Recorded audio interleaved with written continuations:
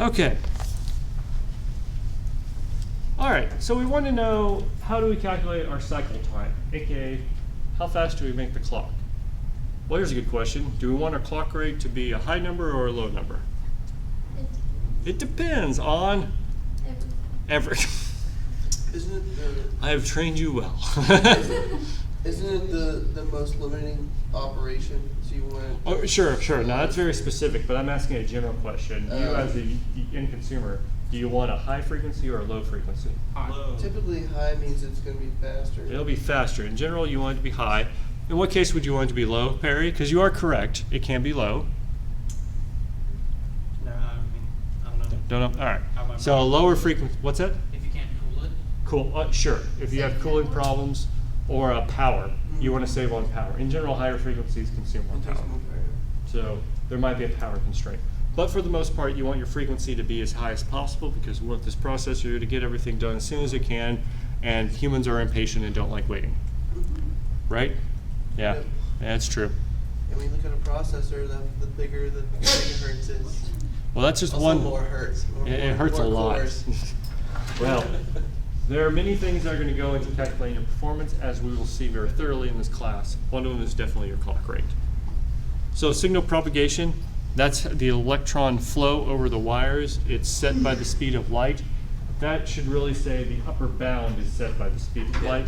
Electricity doesn't quite flow at the speed of light, but we just assume it does because it makes everything else easier, and it's not a bad approximation.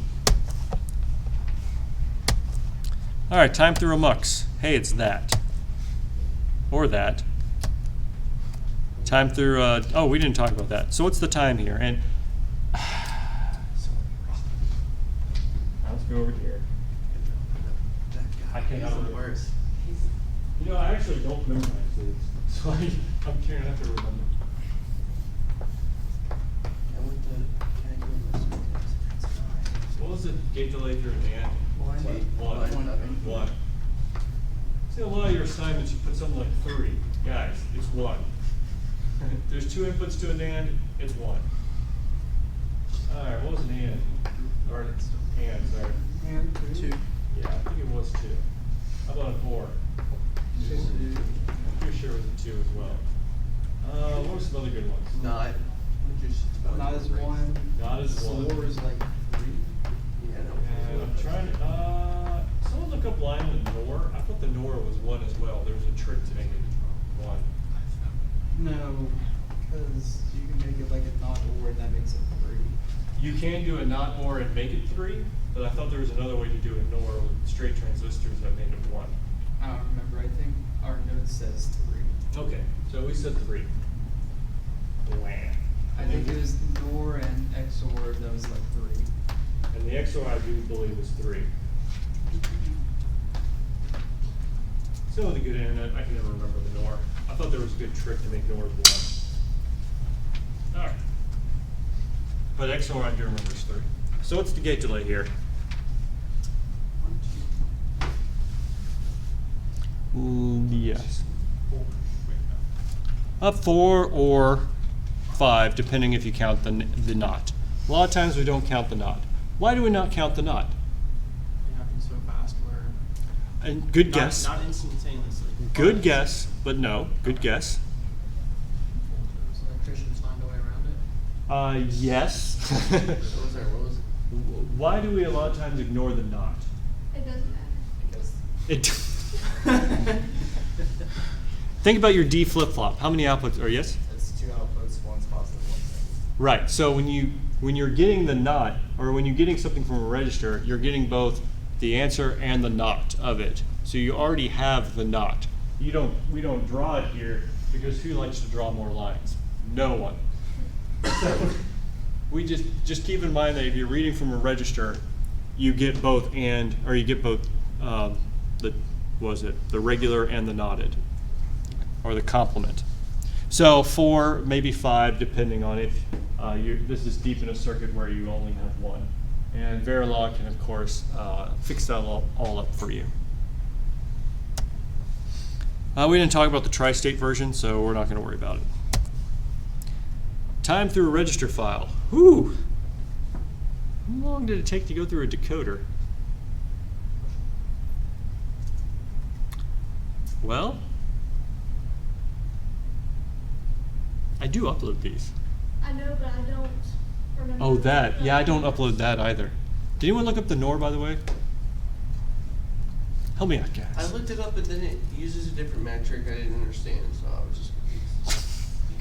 I'm trying, but It's failing? All right, we'll have to do it at some point. All right, the decoder. So you have 3 lines coming in. Where's my white chart?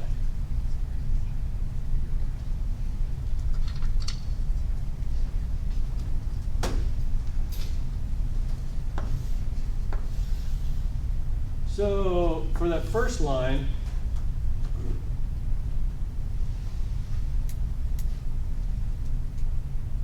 sorry, I thought I heard someone laugh. Let's see, A0, A1, A2. Well, do we just AND them? No, we not them, right? And that'd be for the first line.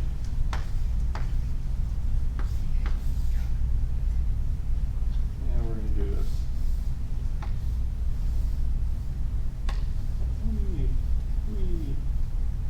Well, for O1, that we need, we'll say we don't not this one, we not that one, we not that one.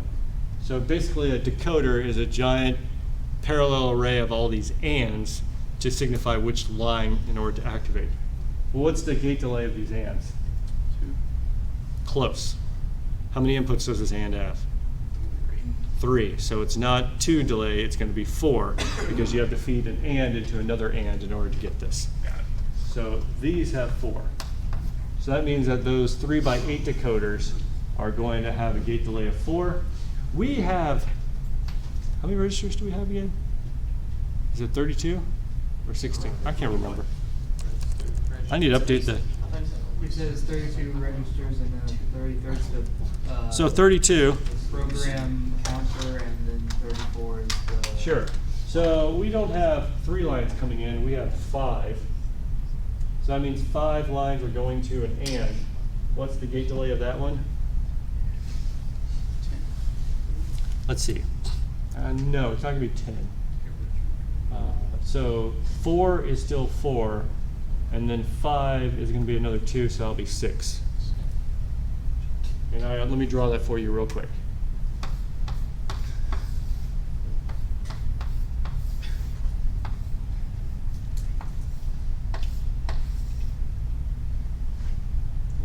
Oh, actually, yeah.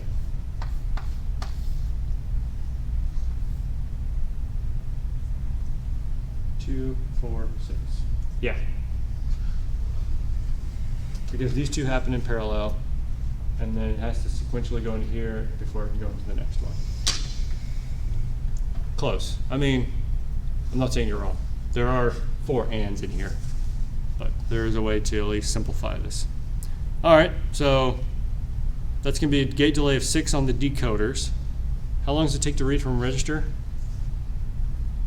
You know, we never we never calculated that, did we? Whoops. Take a wild guess. Well, you know, I never looked it up. All right. Let's see. How long does it take that from our SR? How long does the SR latch take? Do you want to look that one up? Because it just has a NOR, right? So it's going to take whatever NOR is, which we haven't looked up yet. So it's either 3 or 1. What's that? Yeah. Okay, so notice in here we have 2 reads. We can write to a register. Oh yeah, I haven't explained this picture. So the decoder is going to go and select which register to read from and then hook that up to the data. Notice that each register, it's hard to see here, and by the way, I am not going to make you structurally write out the register file because you will just have headaches and cry all night. But for each register, you'd put that into a selector or a tri-state, which is basically a giant AND in this case, and then forward that data based on it. And you do that for the other one as well. And then for the write, if it's enabled, your write decoder again goes to every single flip-flop. And then if it's the correct, if this AND is going to enable it, and then it forwards the write to each register as well. So your register file is going to be big and complex. We'll move on. We'll just say the register file is 5 gates deep, sure. The instruction memory, which we haven't talked about, is only 20 gates deep, which is a really, really fast instruction memory, blazing fast. But that's okay. And then this picture assumes a mux is 3 gate delays, which is not accurate, but that's all right. Let's see. 6x8 decoder is 8 gate delays deep. I think that's not right. 2, 4, that should be 6. Oh well. We'll go with these numbers. But if you start from, and we just assume reading from the program counter 0, sure, that's not accurate, but whatever. 20 plus this mux is actually 20 here to the register file, and we're doing add. So we read these two. The mux is selected again. We'll say it takes 5. So it's 30 gate delays to get to the ALU. How long does an add take? We haven't talked about that one yet, have we? No. It's true? Trick question? It depends. Nice. Did we talk about a full adder? I don't think we have yet. Wow. Man, what have I done in this class? I'm asking that question all the time. We're making things magically happen, Ryan. It's just electricity. Right? Electricity is now magic. Which is now magic. That's what they thought. That's what we've been calling it the whole time? Can't say it doesn't exist.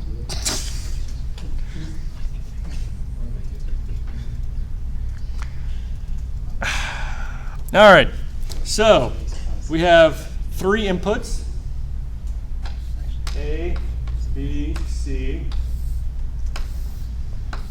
And we have 2 outputs. We have the sum and the carry. What should I call this? We'll call it the C I for in and the CO for out. All right. Okay. It's going to get a little. Let's go ahead and write all the possible combinations. And by we, I mean I. Cheer you on. Go, go, go. Cheer me on. Woo! Got it. I believe in you. And you did it already. Outstanding. Oh, yeah, so really. Look at those lines. Separation, organization skills. So curved yet so straight. Wow, amazing. I love this class. All right. I'm glad you're able. Thank you guys for helping me out. No problem. Anytime. So, what's 0 plus 0? 0. Oh man, we're doing great.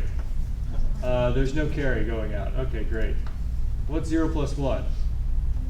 1. Do we carry anything? No. Do y'all know what I mean by carry?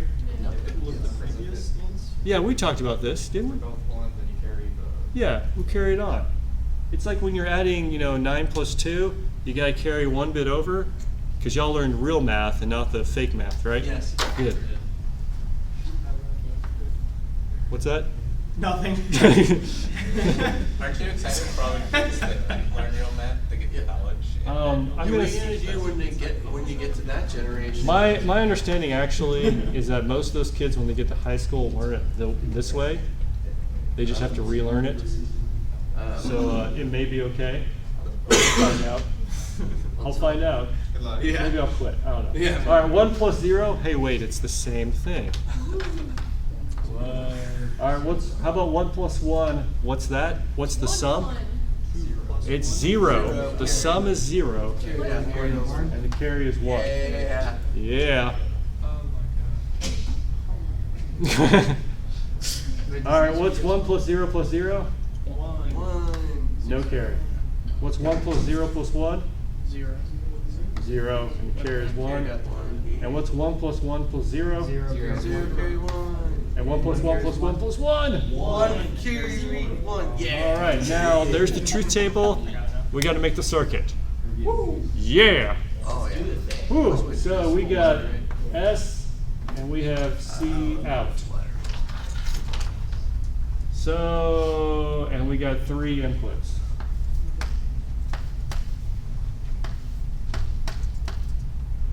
How are we gonna make this happen? Careful. Excuse me. Let's see. This one's a full adder, right? No. Yeah, this is the full adder. We're not halving it. Yeah. Yeah, no half adders here. Can we talk quieter? I'm sorry. Whew! And this is going on YouTube. Yeah.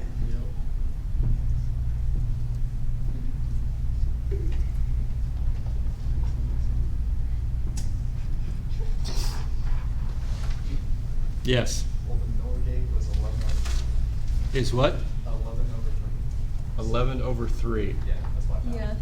11 over 3? Yeah. All right That then. means- So, So around 3. So over 3 Well, is what I'm hearing. Right. So close. Yeah. All right, I'm gonna have to look that up myself. I thought myself. Wow. Whew. Texas coming out. This is a fun class. You like this class? Side comment All right. Wow. We are. for the judges. We're doing terribly, guys. All right. So for a 1 to be here, first off, there just needs to be a 1 somewhere, but either just 1 or all 1s, right?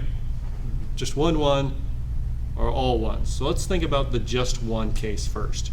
What would be the just 1 case? Or. Not almost. I mean, not almost. Almost. Almost. That's an XOR. Because regular OR is inclusive, XOR is exclusive. what's that X word? It's not like a Pokemon. What's that? I just said X word, it's not like a Pokemon. Oh, XOR is the Pokemon? That sounds like one. Like XOR, use slash. Like XOR. All right. So that we can do A and B, but that doesn't take into account C. Can we have a? Oh, you know, I completely forgot this circuit. Man, I blanked out. So it's time to go look at my other lecture.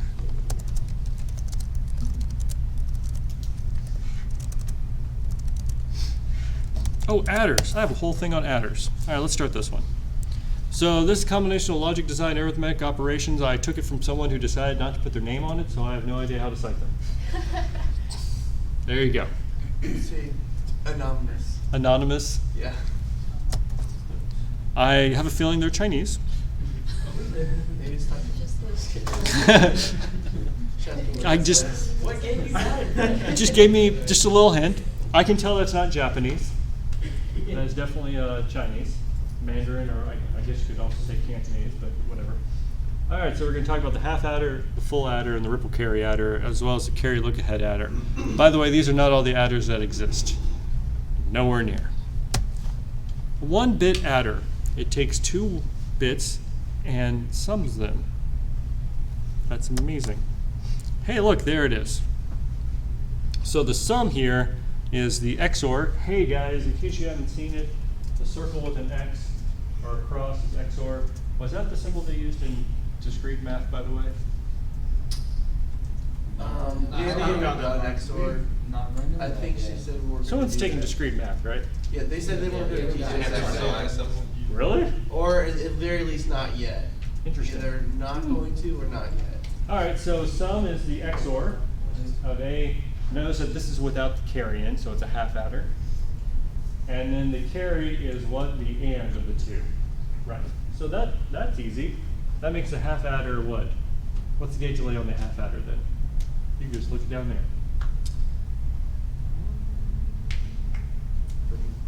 3. Yeah, because the 2 happen in parallel. They don't depend on each other. And the largest one is 3. Okay, great. So there you go. There's your half adder. Beautiful.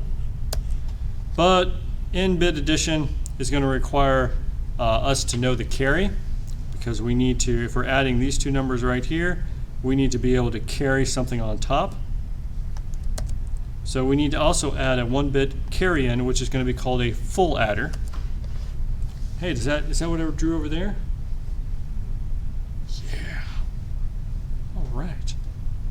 Hey, there's the K-map. Ooh, maybe we can optimize this with the K-map. Ooh. Ooh. Ooh.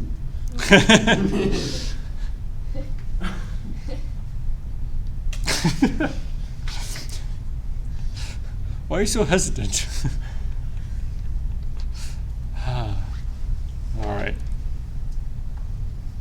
Oh, they did XOR it. So the sum is the XOR, so it's a double XOR, which does make sense. Although there's a sneakier way to do this.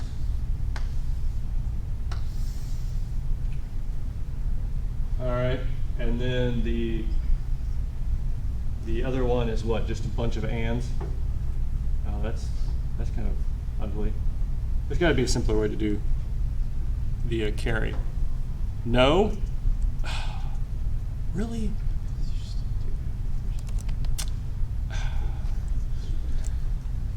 Well, there's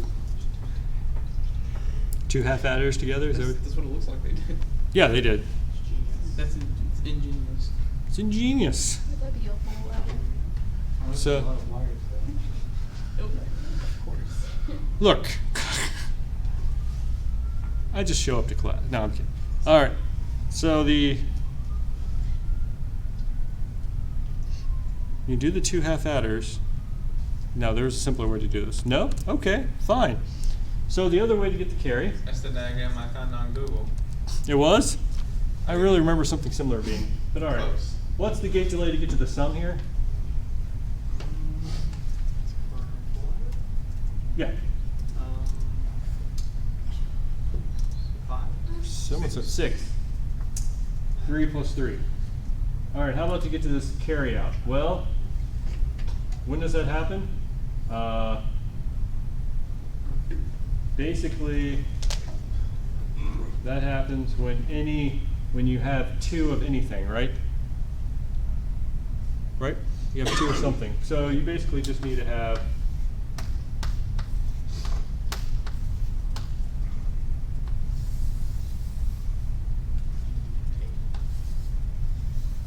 oh, this is going to get ugly. I have made myself sad. And then we're just going to say A can also go to here, and B can also go here. All right, and then that just goes into one giant OR, right? Because if any of those are on,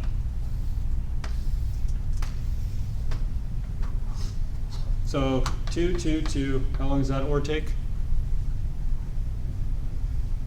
It's 3 input OR, which makes that OR take 4. The other 2 are happening in parallel, so it's a total of 6. So a full adder takes, in our case, 68 delays. Well, that's a lot of circuitry to add. It would take 7, right? What's that? The slides way would take 7, right? So the slides way is going to take, so we have the 2 XORs are in series, so that's 6 there. We have an add going here to another add, which goes to an OR, so 2 plus 2 Well, plus the OR, which is 2, right? Yeah. the second add has to wait on the first XOR. You are correct. So the second add here waits on that XOR. Ooh, yeah, so not necessarily faster. Although, which has fewer structures in it? Because this is actually 2 ORs. So this one has 1, 2, 3, 4, 5, 6, 7 versus 5. Do y'all see the difference here? This one actually has 6 gates, or 7 gates. That one has 5 gates. So notice with fewer gates, it's slower. That's going to be very common. More gates equal, well, unfortunately faster, which is very confusing. So we want to perform a, well, all right, now that we've done that, let's jump back to my other slides, or not. How do we actually put this all together? Well, if we're going to do 8-bit adder, because that's going to be easier, you do the full adder first, which takes how many gate delays to get to the sum? 6. But how many gate delays to get to the carry? 6, which means that you have to wait for that to happen before the next full adder can happen. And then it does its computation. Then you can produce that bit here to carry. You gotta wait for it to complete, carry, carry, carry, carry. Hence the ripple carry adder. So how many gate delays is this guy? 6 times 8. Which is 40. 48. And I Yeah. think this slide says 96. Oh no, the delay for a 32-bit, in this case, for this slide, well that's because they thought each full adder took 3 gate delays, which is not the case. But so for 32-bit, it's going to be 6 times 32, which is huge. A lot. But we're also doing 64-bit machines, so now it's A lot. a lot. Not acceptable. 32 times 6. Right. Actually, 64 times 6, Oh. which is Bigger. much bigger. Can't we just be patient and be okay with it being slow? I know. Why not all our users just be patient with our architecture? Why do people want their computers to finish quickly? I don't get it. I blame the society. Everything's blame instant society? now, like Netflix, like this generation, everybody's got like instant access to everything. Like, what's basic? All right. In 1-bit full adders. So you just chain them together. Here's another picture of what we just had. You chain them together, and that's what takes so long. The other one is called the carry look-ahead adder. All right, and we're going to pause here because this part